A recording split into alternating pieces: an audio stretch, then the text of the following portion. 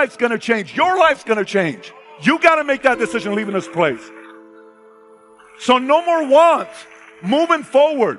We want to go distance ourselves from our friends and family because we have dreams. You go, boom. That hurt right now. But watch.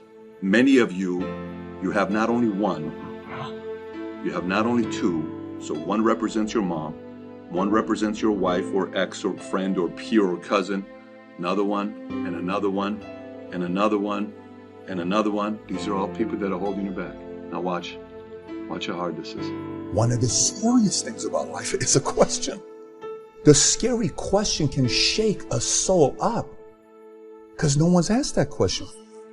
So for me, the transition for somebody to want to change it and get clarity is actually asking questions. This hand represents you. This hand represents your friends and family. This is you saying, I want to go do something big with you. You go, but your family's like, wait a minute, come back down here. What are you doing? You come back. No, Mom, Dad, I'm so sick and tired of being broke. Son, come back down here. We're not special. We're just regular. You think you're going to be a millionaire one day? And you keep going. Eventually, when you try to go, the tension gets harder. It's so difficult to break away because if you do, it's going to snap. So this is you and I. We want to go distance ourselves from our friends and family because we have dreams. You go, boom. That hurt right now. But watch. Many of you have not only one, you have not only two. So one represents your mom, one represents your wife or ex or friend or peer or cousin, another one, and another one, and another one, and another one. These are all people that are holding you back. Now watch how hard this is. I want to go. You can't, right? It's a very strong power that they have on you when they hold you back. But if one by one, you show that you want to go out there and win big, eventually they're going to realize how serious you are. Here's the difference between will and want. Go to you. How many adults use the following sentence? I want to have a big house. No one cares. I want to be rich so I can retire my parents. Weak word. I want to be pampered for the rest of my life. No one cares. I want a nice car. Who cares? I want to have a house in the corner lot. Want has zero weight behind it. Starts with the same letter, same amount of words, 4 letters, same amount of letters, 4. One has power, the other has no power. 2001 would make me how old? 22 years old. I'm broke. You have no idea how broke I am. The camera goes on me, and here's what this crazy 21, 22-year-old kid says here. If you can play this video. Mark my words, by the time this year is over, next year, we'll hit at least 6 figures or more. And anybody that comes on my team will get close to 6 figures or more. 22 years old, I said that, right? Do you know when I walked away, what happened after I said that? I lost everything. That's what's crazy. I'm sitting there, I'm going through all this stuff. My friends invite me to this club in Burbank, and my friend Armin, he comes up to me. He says, hey, where is the 6 figures? Where's the millions, Pat? All the friends are looking at me. It's the joke. There's the dreamer. Where's the millions, Pat? Where's the millions, Pat? That's why you're afraid to say, I will. I read a quote the other day by Denzel. Your own family will talk shit about you when you're in the process of breaking all the generational curses. This ain't for the weak. This ain't for the weak. Some of you guys got some generational curses that you haven't broken yet. Let's address some of the generational curses. What are some of them? Drugs, gambling, alcohol, weed, abuse, poverty, fear of God, victimhood mentality. Every family has it. But eventually somebody has to change it. So for you, this whole word about will and want, what word are you using? Were you afraid to do the video? Why are you afraid of the video? Because God forbid if you go on social media and you say, mark my word, my family will become financially free, and you post that, and you don't, then you delete it, but your friends and family sees it and they laugh at you. You're afraid of being laughed at. So you play safe. You play safe. You don't want to go to these gatherings. I guarantee you the world's going to know your last name. The world's going to know what you did for this family. And by the way, I didn't say this when I was a millionaire.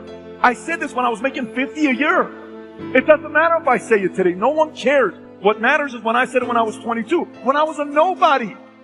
I didn't have a follower on social media. There was no value payment. I didn't have $100 in my account. Nothing at that time. Going back to you. Last night I told you, George put this entire meeting together for who? You. And only you. Yes, say it again. George put this meeting together for me. This is my meeting. My life's gonna change. Your life's gonna change. You gotta make that decision leaving this place. So no more want. Moving forward. Everybody around you, that's your blood, that's your family, that's in your base shop, that's on your team. Every time they use the word want, change it. Stop them right there. Can I challenge you? Yes. Let's change that word to will. Change it to will. I will. We will. We will. I will. It's a powerful word. In life, I've lost many, many times. Let me tell you, many times. I've had girlfriends break up with me. I've had companies tell me they don't want to do business with me. I've had an employee tell me they don't want to be with me.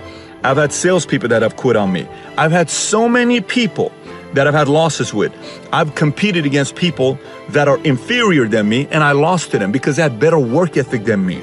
And I thought because I had some talent at the time I was going to beat him. No way in the world. That guy worked harder than me. And I've also competed against guys that were superior than me, and I worked my butt off, and I still lost. I still lost with a guy that was ahead of me. What happened there? I worked my ass off and I still lost. Yes, that also happens. It's called a loss. It hurts. It's embarrassing. You come home. Your wife or your girlfriend wants to make you feel good, but you know you lost. And it doesn't feel good. Your peers are looking at you. Your competitors are looking at you. The smirk that competitor is going to have when they give you a high five, where they shake their hand to kind of say good luck to you next time. You know that look still says that I beat you. That hurts. A girl breaks up with you. That hurts. But here's the kicker. Here's the kicker. In that moment, you will have a temptation. It's the biggest temptation in life. It's the most dangerous temptation in life. It's the most powerful temptation in life. Let me tell you what it is. In that moment, you will have the choice of either blaming something on the outside or taking full responsibility. That temptation is so subtle, no one knows it. No one knows it. I have led thousands of salespeople that I've worked with, and I've seen some of them keep growing. One guy went from 30 grand a year to 50 grand a year to 100 grand a year to 200, 300, 400, 500, 600, 700 $1 million a year income. Well, they had a lot of drama. Fast in 3 years. What happened to them? They never blamed. They always took responsibility. They never blamed. And I've had people that are 10 times more talented. Every 6 months, they have some kind of a subtle stop. You know why? Because they blame the different circumstance. Well, because of this, because it's this person's fault, that person's fault, this person's fault. Look, in life, it's going to be very easy for you to blame everybody. Very easy for you to blame everybody. But one day you'll sit down and people will say, how come you didn't make it bigger in life? You were very talented. What happened there? You can make up any BS and sell them, because typically people who are good at blaming other people are great salespeople. You can blame everybody else, but there's one person that's going to know that you didn't take responsibility, and that's you. That's a tough one to live with. One of the scariest things about life is a question. The scary question can shake a soul up because no one's asked that question for me. So for me, the transition for somebody to want to change it and get clarity is actually asking questions. If you don't ask the questions on what you want to do next, the world is going to put you in the box on what you have to do next, because they're determining who you need to be. And you are rising up to their expectations because you're not asking the questions yourself. So clarity to me is stemmed from you being able to sit down and ask those tough questions that piss you off, that irritate you, that make you emotional, that you cry over, that you reflect, that makes you want to do research, that makes you follow up, that makes you sit down and say, I don't really know. I've never thought about this before. And that goes deeper and deeper and deeper. So clarity is stemmed based on, like the way you answered the question to me, Tom, it was amazing. So do you have any kids? No, we made a decision a long time ago. We don't want to have kids. The way you said it was like very nonchalant. Really? It was so like, yeah, that's what we did. Then I said, so tell me how you processed it. It's very obvious that was a very comfortable, certain decision with a lot of time put into it.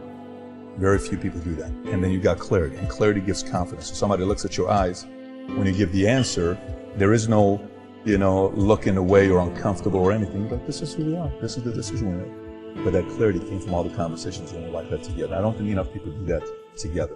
Success secret number 6. Develop a workaholic mentality. All self-made millionaires were self